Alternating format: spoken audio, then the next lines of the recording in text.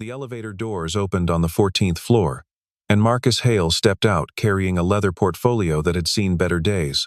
The zipper along the top edge had been repaired with a strip of electrical tape, a fix he'd made 6 months ago, meaning to replace it, and never quite finding the time or the $40. He was 38 years old. He was wearing the charcoal suit he'd bought for his wife Rachel's funeral 8 years ago, let out once at the waist since then by a tailor on Clement Street, who'd charged him $22 and hadn't mentioned what the suit was for. The jacket was clean, the shirt was pressed, and his shoes, black Oxfords, had been polished that morning at 5:30, while Lily was still asleep, and the apartment was quiet enough that he could hear the radiator clicking in the hallway. He'd taken 2 buses to get here. The lobby of Ross Dynamics occupied the entire 14th floor of the Bradshaw Tower in downtown San Francisco. Glass walls offered a panoramic view of the bay on one side and the financial district on the other. The reception desk was a single slab of white marble, backlit from below. 3 young women sat behind it in coordinated navy blazers, and all 3 of them looked up when Marcus walked in. He watched their eyes move, briefly and almost imperceptibly, to the portfolio, to the suit, back to his face. "Marcus Hale," he said. "I have a 9 o'clock with your talent acquisition team." Of course. The woman in the center, her nameplate read DIN, typed something with 2 fingers and offered a smile that did not reach her eyes. "If you'll take a seat, someone will be right with you." He sat in one of the low white chairs along the far wall. The other people waiting, 2 men and a woman, all of them younger, all of them in suits that had clearly not been purchased for funerals, glanced at him once and then looked away. He set the portfolio on his knees and looked out at the bay. He was not nervous. That surprised him sometimes. How not nervous he could be in rooms like this. He was tired. Tired was different. He'd worked the delivery route until 2 in the morning, come home, slept 4 hours, woken when Lily's alarm went off, made her breakfast, walked her to school, and taken the bus downtown.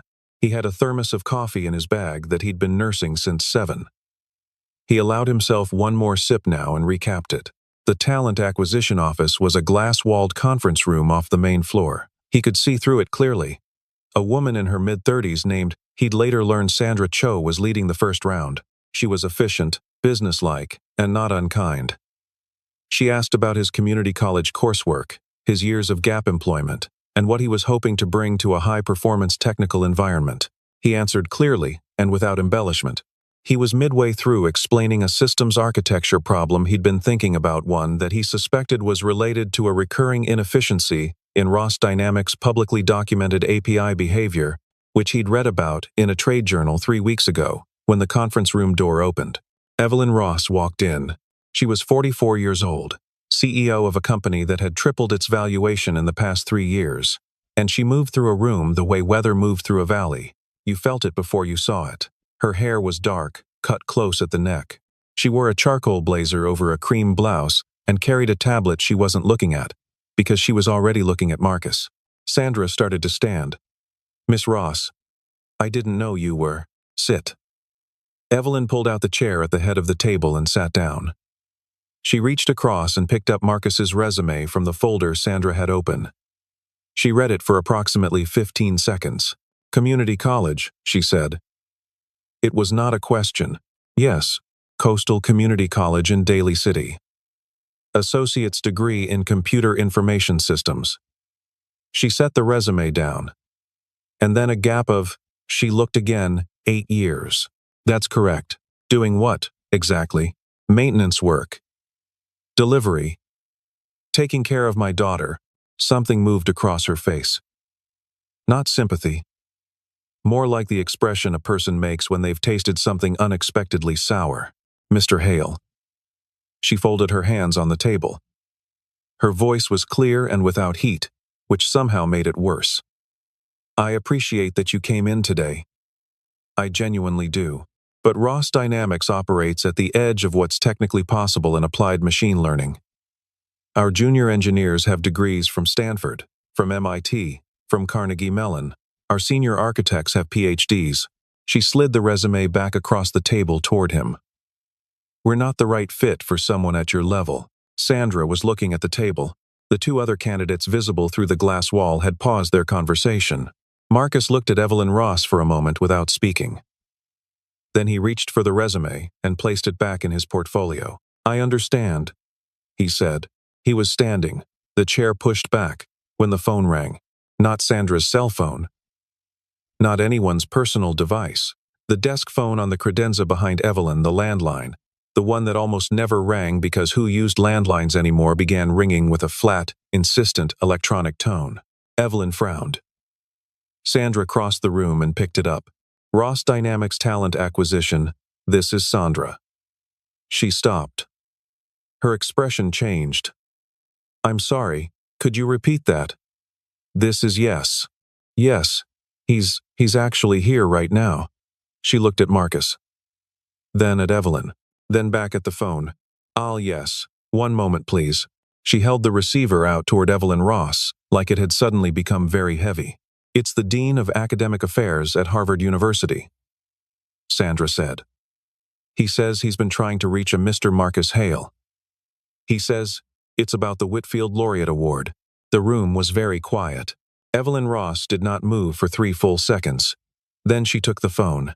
To understand what happened next, you have to understand what the 8 years before it looked like. Marcus Hale had arrived at MIT on a full merit scholarship at 19 years old, out of a public high school in Fresno, where his mathematics teacher, a soft-spoken woman named Mrs.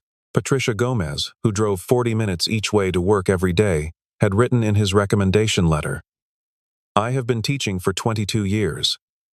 I have never had a student like Marcus. Not almost. Not close. Never. He finished his undergraduate degree in 3 years. He stayed for a PhD.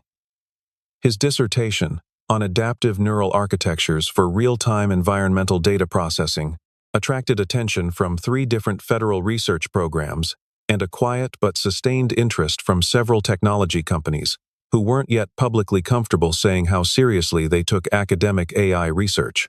At 26, he met Rachel Whitmore at a conference in Boston.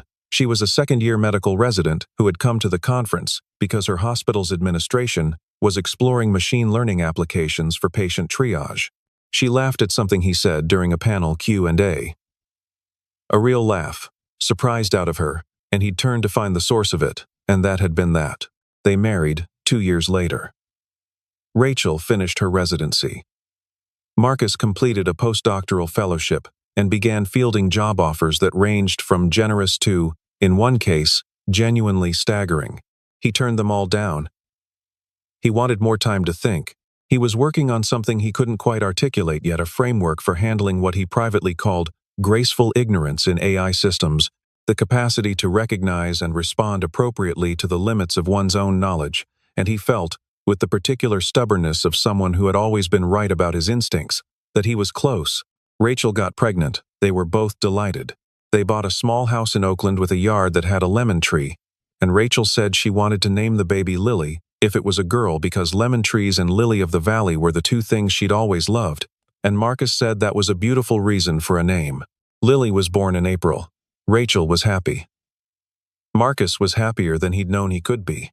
14 months later, Rachel was diagnosed with an aggressive form of glioblastoma, a brain tumor, stage 4, presenting with symptoms she'd been quietly attributing to exhaustion and new parent stress for longer than anyone would later be comfortable discussing.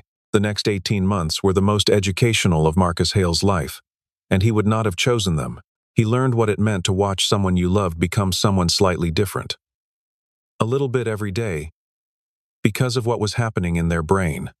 He learned what pediatric sleep regression felt like when you were also managing chemotherapy schedules and insurance appeals. He learned which hospital cafeteria was open at 3 in the morning and which vending machine on the oncology floor still had the good crackers at the end of the week. Rachel died on a Tuesday in November. It was raining. Lily was 14 months old and would not remember her mother, which was a fact Marcus held inside himself like a stone he carried everywhere. He could have gone back. His advisor, a clear-eyed Scotsman named Professor James Dunbar, who had sent him a handwritten letter after Rachel's death and never mentioned it again, left the door open formally and informally for 3 years. The research positions didn't evaporate, if anything. Some of them became more interesting, as the field moved toward exactly the problems Marcus had been thinking about. The money was real and would have been helpful. but Lily had started waking up with nightmares around 18 months. She had a particular cry for when she wanted Marcus specifically, not a babysitter, not her grandmother, not anyone else. He knew the cry. He came when she cried. He was not sure what else to do. And he was also not sure that there was anything else he should be doing. He let the positions lapse. He moved to a smaller apartment. He took the maintenance job because the hours were predictable, and his boss, a former Army logistics coordinator named Harold Beam, who asked no unnecessary questions, was willing to work around Lily's school schedule. He was not unhappy, precisely. He was tired, often. He read papers late at night when Lily was asleep, not to stay current. Not really, but because thinking about the problems felt like visiting a place he still loved even if he no longer lived there. He helped Lily with her math homework. She was excellent at it. This pleased him more than he let on. Bo, she'd said to him once, using the Vietnamese word she'd picked up from a friend's family and applied to him with cheerful permanence. Do you ever wish you'd been a scientist instead? I was a scientist, he said, but like a real one, with a lab. I had a lab. I had a very nice lab. It had a window. What happened to it? You happened to it. He tapped her notebook. Now do the next problem. She did the next problem. She got it right. She always got them right. The dean's name was Arthur Pemberton, and he had a voice that sounded like it had been soaked in oak for several years. Evelyn Ross stood at the credenza holding the phone with both hands, which was not something she normally did with anything. The Whitfield Laureate Award, Dean Pemberton said, is given every 5 years to a former researcher whose work, at the time of its completion, was not fully understood or appreciated by the field.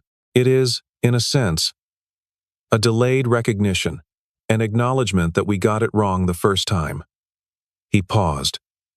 Mr. Hale's doctoral dissertation, specifically the third chapter, the architecture he called the ignorance boundary model, has become, in the past 18 months, what I think we can fairly describe as the theoretical foundation for a generation of AI safety work that this institution, and several others, are quite proud of. Marcus was standing near the door of the conference room. He had not asked to sit back down. He was looking at the floor.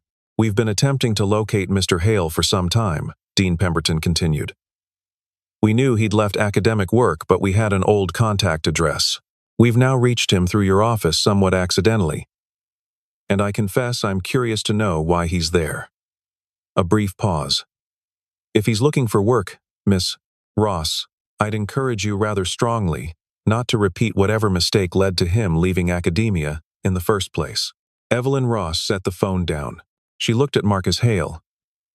At the electrical tape on his portfolio. At the suit that was a size too big across the shoulders. At the thermos sticking up from his bag. She said nothing for a long moment. Marcus said, I can let myself out. Sit down, Mr. Hale. He sat. She sat across from him, and Sandra, reading the room with admirable accuracy, quietly picked up her folder and left, closing the glass door behind her. Your dissertation, Evelyn said. The ignorance boundary model. It was a long time ago. Half the AI safety researchers in this country are citing it. I've heard. You've heard. She studied him. How? I still read the journals. While driving delivery routes. I read fast. She leaned forward slightly. Why didn't you tell us? When you came in. When I. She stopped. He said evenly. Would it have changed how you looked at the portfolio? She didn't answer, which was itself an answer.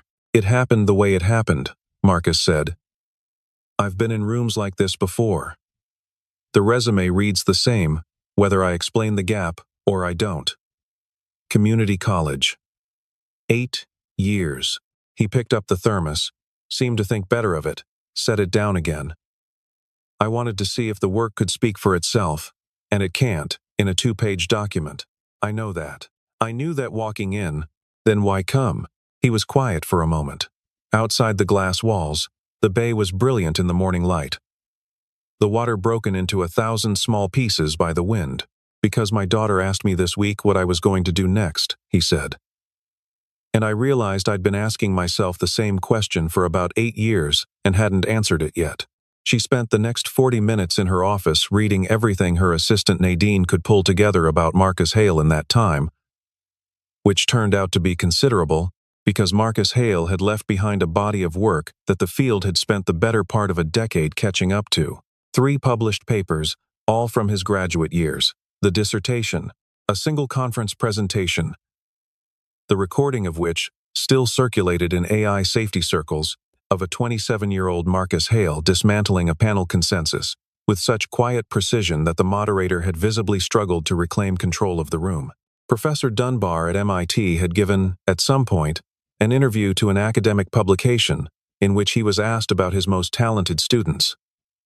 He had said, carefully, "I try not to rank, but I can tell you that there have been 2 or 3 moments in my career when I was in the room for something genuinely original. Marcus Hale's oral defense was one of them. I do not know what happened to his career after that. I do know that whatever he chose to do with his time, the loss to the field was real." Evelyn read this 3 times. She was thinking about her father, which surprised her. Her father had been a real estate attorney in Chicago. He had worked, as far as Evelyn could estimate, approximately 60 hours per week from the time she was 5 years old until the time she was 22 and left for business school, at which point she had inherited his work ethic, and what she now understood, at 44, was also his loneliness. He had provided for her excellently. He had attended a percentage of her school events that she could calculate, if she chose to, with uncomfortable precision. He was proud of her. She knew this, the way you knew things that had been told to you often enough to become fact, rather than feeling. She had built Ross Dynamics in her own image, which meant she had built it in her father's image, which meant she had built a machine for producing outcomes at the expense of everything that could not be measured. She had sat across from a man today and told him, in front of witnesses, that he did not belong in her world. She had looked at his suit and his portfolio, and she had rendered a verdict. And she had been wrong in a way that would have been merely embarrassing if the error had been about data. But it hadn't been about data. It had been about a person. She walked back to the conference room where Sandra had been told, by Nadine, to keep Marcus Hale occupied. Sandra had done this by getting him coffee and asking him, with genuine curiosity, what the ignorance boundary model actually was. Evelyn paused outside the glass and watched him explain it, watched his hands move, watched Sandra's expression shift from polite interest to something more intent. Behind them, through the window, 2 of Ross Dynamics' senior engineers were visible in the main AI development lab. They were standing at a whiteboard that was covered in notation, and neither of them looked comfortable. Nadine appeared at Evelyn's elbow. "The data stream integration is failing in production," Nadine said. "Griffin's team has been on it since 6 this morning. They can't isolate it." Evelyn watched Marcus Hale draw something on a napkin to illustrate a point. "Get Griffin," she said. The data stream integration was the load-bearing wall of Ross Dynamics' newest product, an enterprise analytics platform that was supposed to launch in 11 days, in front of a room full of investors who had been patient but not infinitely so. The failure was not spectacular. It was worse than that. It was subtle. The system processed input correctly 94% of the time, and produced results that were plausible but wrong the remaining 6%, with no visible pattern distinguishing the failures from the successes. Tom Griffin, Ross Dynamics head of AI engineering, was 31 years old, had a Stanford PhD, and had been awake for most of the past 30 hours. He walked Evelyn through the problem in the conference room, with the focused misery of someone who was both very good at his job and currently unable to do it. "We've checked the training data. We've checked the validation set. We've run ablations on every component layer. The error appears and disappears, without consistent correlation to input characteristics." He rubbed his eyes. "It's like the system has a blind spot we can't find." Marcus was still in the room. He had been given no invitation to stay or leave and had, with the stillness of someone accustomed to not drawing attention, simply remained. "Can I see the architecture diagram?" he said. Griffin looked at him, then at Evelyn. She nodded, almost imperceptibly. Griffin pulled up the diagram on the conference room screen. It was dense, several interconnected processing layers, a complex attention mechanism, a custom loss function that Griffin's team had developed over 8 months. Marcus looked at it for about 40 seconds. "Your edge case handler in the 3rd processing layer," he said. What happens when the uncertainty score hits the boundary threshold? Griffin blinked. It defaults to the baseline prediction, and the baseline prediction was calibrated on what population? A pause. The training set, which excludes the anomalous inputs. Another pause. Longer, because we flagged them as outliers during pre-processing, Griffin said, slowly. So your system, when it encounters something it's uncertain about, defaults to a prediction model that was explicitly built without accounting for uncertainty. Marcus set down the cup of coffee Sandra had gotten him. The system doesn't know what it doesn't know. And when it encounters the boundary of its own knowledge, it reaches for the one tool that was built without that boundary in mind. The room was quiet. That's Griffin started. Stopped. That's the ignorance boundary problem. Yes. From your dissertation. Yes. Which I read. Griffin said. He was now looking at Marcus with an expression that was difficult to characterize. Somewhere between professional admiration and the particular chagrin of realizing you have walked into a wall that someone told you was there. Which I read 3 years ago. The fix is not complicated, Marcus said. You need a secondary calibration layer here, he pointed at the diagram that treats high uncertainty inputs as a distinct population. About 2 days of work, I'd estimate. If your team is good, less if they're very good. Griffin looked at the diagram. He looked at Marcus. He picked up a marker and walked to the whiteboard. Show me, he said. What happened over the next 2 days was, by the account of everyone who was present, the most educational experience of their professional lives, and several of them would describe it that way for years afterward. Marcus worked with Griffin's team in the main development lab. He did not take over. He did not perform. He asked questions, listened carefully, and occasionally wrote things on the whiteboard that caused whoever was closest to stop what they were doing and stare. He knew when to leave the engineers alone and when to intervene. He explained concepts with an economy that the team, trained on the assumption that complexity required complexity to describe it, found briefly disorienting and then deeply useful. He left each evening by 5:30. He came back each morning at 8. The team learned, from Sandra, that he was walking to the bus stop, taking the 3-8, Geary to the 4-3, Masonic, picking up his daughter from aftercare, making dinner, and returning to whatever it was he did at night. No one asked him directly. It seemed important to him, the shape of his day, and the team who had been working 90-hour weeks for months found themselves, to their collective surprise, slightly envious. On the second afternoon, a young engineer named Brenna Walsh, who had been at Ross Dynamics for 8 months and had the particular exhaustion of someone who was excellent at something she was not sure she was allowed to be excellent at, showed Marcus a piece of code she'd written as an alternative approach to the calibration layer. He read it. He was quiet for a moment. This is better than what I was going to suggest, he said. She stared at him. The recursive call structure here, he pointed, I didn't think of that. It's cleaner. Use this. Brenna Walsh went back to her desk and did not tell anyone for 2 hours what he'd said, because she was quietly processing the fact that Marcus Hale had read her code and called it better than his own, and she needed a moment with that. On the evening of the second day, the integration passed its test suite. All of it. Griffin ran it 3 times. He found Marcus at the coffee station on the 14th floor, thermos in hand, about to leave. It works, Griffin said. Marcus nodded. Your team did the work. You showed us where to look. You would have found it. Marcus capped the thermos. It might have taken a week. You had 11 days. The math worked out. Can I ask you something? Sure. You knew what was wrong in 40 seconds. You've been teaching us for 2 days. You have a PhD from MIT, a Whitfield laureate, and you've been driving delivery trucks. Griffin chose his next words carefully. What was it like, leaving all this behind? Marcus was quiet for a moment. Through the window, the bay had gone gray-blue in the early evening, the city lights beginning to come on. My daughter can do long division in her head, he said. She's 10. She doesn't think it's a big deal. I watch her do it, and I think he stopped. Started again. I think about all the things I would have missed. He said goodnight and took the elevator down. Evelyn made the offer in her office on Friday morning. She had prepared for it the way she prepared for important negotiations thoroughly, with contingencies, with numbers she was prepared to move on, and numbers she was not. She offered him the CTO position. She named the salary. She named the equity stake. She put both numbers on paper, pushed the paper across the desk, and watched him read it. He read it. He set it down. No, he said. Which part? The title, the structure, what it would require. He looked at her evenly. I'm not saying the numbers aren't generous. They are.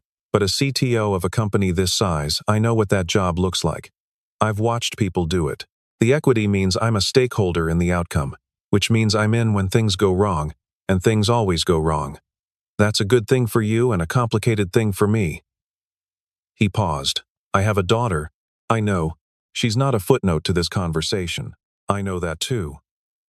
Evelyn picked up her pen and set it down again.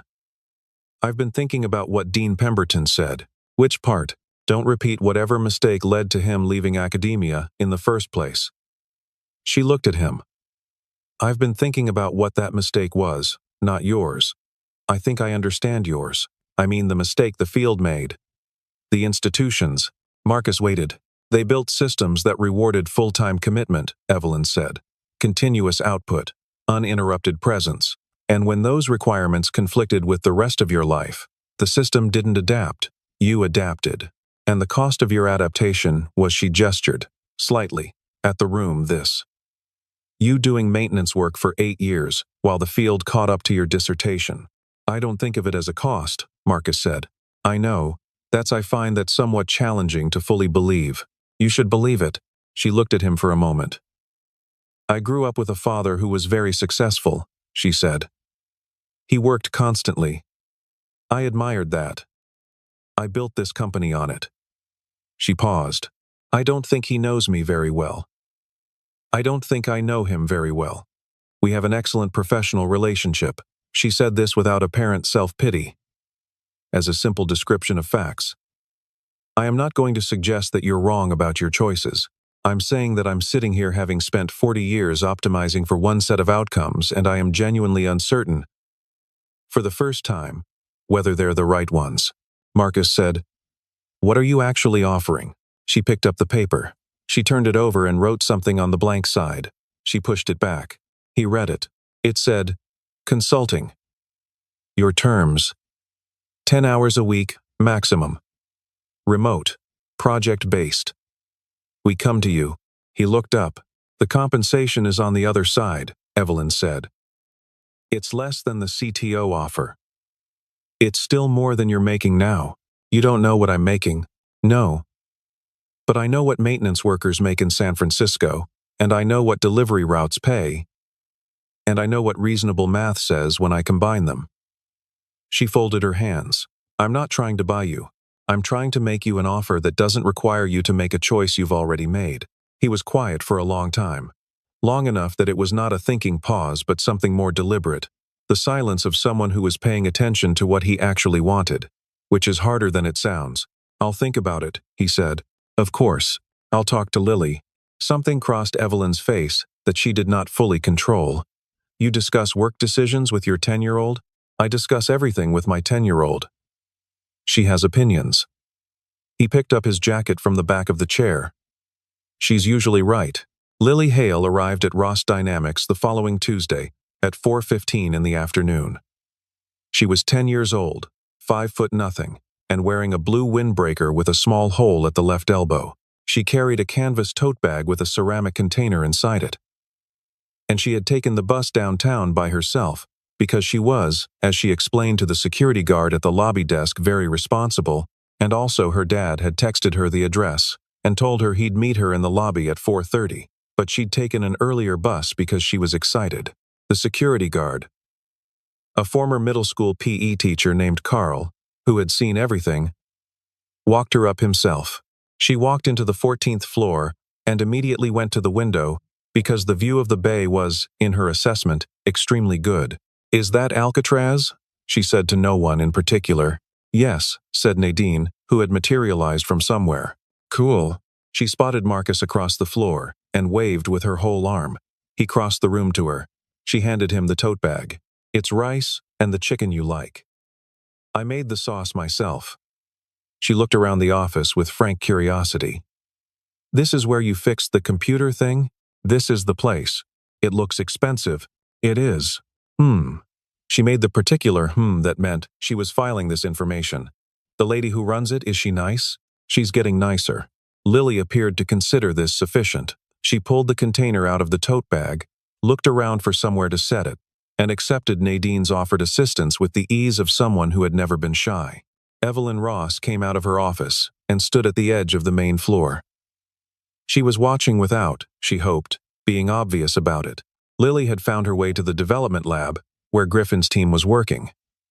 She was looking at the whiteboard with the focused expression Marcus used when he was interested in something. Brenna Walsh, who was closest, said, "Can I help you?" "My dad wrote some of this," Lily said. She pointed at a section of the board. "He showed me this part last night. It's about what happens when a system doesn't know what it doesn't know." Brenna blinked. "He showed you?" "He always explains what he's working on. He says it helps to explain it to someone who'll ask bad questions." She looked at Brenna. "I asked if the system was like me when I didn't know how to ride a bike and fell over anyway because I thought I knew how." A pause. "And what did he say?" Brenna asked. "He said that was exactly it." Lily looked at the board again. "I thought it was obvious, but he said most systems don't know to fall over. They just keep going wrong." Brenna looked at the board. She looked at Marcus, who was watching from across the room with an expression that was not pride exactly. It was more humble than that, more surprised, and she thought about the thing he'd said about her code, and about what it meant to teach someone who asked bad questions, and the unexpected value of that. Evelyn Ross, watching from the periphery, was quiet. She was thinking about what she had built, and what it had cost, and what she had told herself the cost was worth. She was thinking about a man who had walked into her office 3 weeks ago, with an electrical taped portfolio and a thermos of coffee, and whom she had looked at and found wanting, and what that said about the machinery of her judgment, and whether it was possible to recalibrate it. She crossed the room. "Lily," she said. Lily looked up with the direct, assessing gaze of a child who had not yet learned to be polite instead of honest. "You're the boss?" "I am. You were mean to my dad." Evelyn absorbed this. "I was." Lily considered. "He says people are usually mean because they're scared of something. That's probably true. What were you scared of?" Evelyn was aware of the total silence that had fallen over the development lab. She was aware of Griffin, of Brenna, of Sandra, who had appeared in the doorway. She was aware of Marcus, who had gone very still. "I think," Evelyn said, slowly, "I was scared of being wrong about something I'd believed for a very long time." Lily absorbed this with the gravity of someone taking a seriously complicated situation seriously. "Okay," she said. "That's a good reason." She picked up her container of rice and chicken. "You should try this. I made it." Evelyn Ross, CEO of Ross Dynamics, 34th on Forbes' list of most powerful women in technology, sat down in a chair next to a 10-year-old and ate rice with a plastic fork, and did not say anything for several minutes. The changes at Ross Dynamics happened over the following 6 months, and they happened in the way real changes happen slowly, and then faster, with resistance and then accommodation, and with the particular mixture of idealism and pragmatism that characterizes any institution trying to correct a mistake without fully admitting the shape of the mistake. The hiring policy was the first thing. Evelyn convened a working group. She insisted it include Brenna Walsh, who had opinions and was not afraid to express them, and over 3 weeks, they rewrote the requirements for every technical role in the company. Community college counted, boot camps counted, self-taught counted, with a demonstrated project portfolio. Career gaps were noted and then set aside. The question asked instead was what the applicant had done, not when and under whose institutional auspices they had done it. The flexible scheduling policy was harder. It ran into the genuine operational requirements of a company that ran live systems, and the working group spent considerable time distinguishing between the flexibility that was actually possible and the flexibility that was desirable in theory, but would mean that no one was on call when the data stream integration next developed an opinion. They got to something workable. It was not perfect. It was better. Evelyn made the announcement to the full company on a Wednesday morning. She stood in the main floor, no stage, no podium, just standing in the middle of the room while everyone gathered, and she said, without preamble, 3 months ago, I sat across from a man with an 8-year career gap and a community college degree, and I told him he didn't belong here. I was wrong. I was wrong in a way that I want to be honest about. Because the wrongness wasn't just about him. It was about a set of assumptions I built into this company that I should have questioned sooner. She paused. I am sorry to Marcus Hale, who I hope is going to be in this building regularly enough that I will have many opportunities to demonstrate that the apology is real. And I'm sorry to everyone in this company who has ever felt like their path to where they are was not the right kind of path. The only right kind of path is the one that got you here. There was a silence. And then applause that started at the back and moved forward. And it was not the polite kind. Marcus, consulting for his contracted 10 hours a week, was in the building that day. He was standing near the window with his thermos, and he applauded with everyone else. And when Brenna Walsh made her way over to stand next to him, she said, under her breath, "How does it feel?" He thought about this. "Lily says I should negotiate for 12 hours, he said. Brenna laughed. "What do you think?" "I think 10 hours is the right amount." He looked out the window. The bay was very blue. "I think anything more, and I start becoming someone she has to wait for." Number Part 10. What he said at Harvard.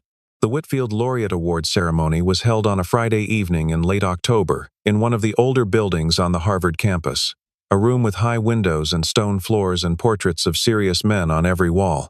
The audience was several hundred people, academics, researchers, former students, one or two journalists. The ceremony itself was formal in the way academic ceremonies are formal. Sequential. A little slow. Punctuated by applause. That was enthusiastic but calibrated. Marcus spoke last. He was wearing a new suit. Lily had come with him to buy it, and had vetoed 2 options on the grounds that they looked too important, and selected a third that she described as just right. It was a deep navy. He looked, Evelyn Ross would later tell Nadine, like himself. He stood at the podium for a moment before speaking. The room settled. "I was told the tradition with this award," he said, "is that the recipient speaks for about 20 minutes about the work being recognized. I'm going to try to do that. I want to say something about the work first. And then, I want to say something true. And I'd ask you to bear with me for the second part, because it's the harder part to say." He talked about the research. He was clear and precise, and not overly technical. He had, as Dean Pemberton would later note approvingly, a gift for speaking to a mixed audience without condescending to either the specialists or the non-specialists. He talked about what the ignorance boundary problem actually was, why it mattered, what it meant for AI systems to know the limits of their own knowledge, why that capacity was not a weakness but a form of integrity.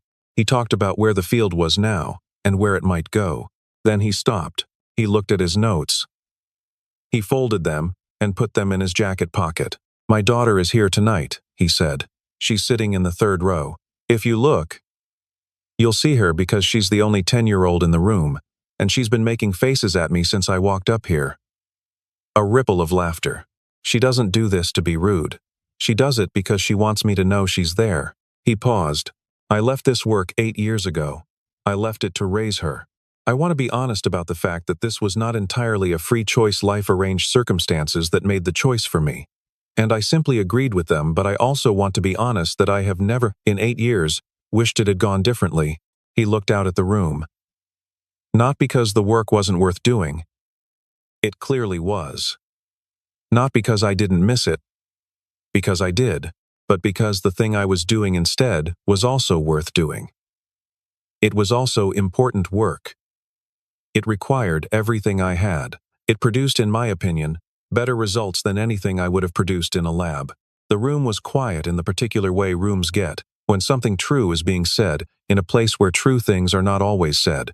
We build systems, institutions, companies, academic programs that ask people to choose," Marcus said. "Between presence and ambition. Between being there and being excellent. Between their work and the people they love. We ask this because building systems that don't require this choice is harder, and we have not, as a field or as a culture, done the work of making them harder in order to make them better." He paused. "I want to suggest that we should start." He looked down at the podium. "The ignorance boundary problem," he said, "is about a system that doesn't know what it doesn't know. When it reaches the edge of its knowledge, it defaults to its oldest certainties, and the result is a subtle, persistent wrongness that is hard to find because it doesn't look like failure. It looks like confidence. He was quiet for a moment.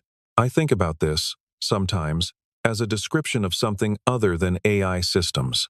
He picked up his notes. He put them back in his pocket. My wife Rachel died when Lily was 14 months old. I have spent a lot of time thinking about what she would have wanted for us. I don't think she would have wanted me to be here tonight. I mean that as a compliment to hear, she would have thought that was wonderful. But I think she would have wanted, more than the award, more than the recognition, the thing she wanted when she was alive. For Lily to grow up knowing that she was the most important work her father ever did. He looked at the third row. Lily was not making faces. She was sitting very straight.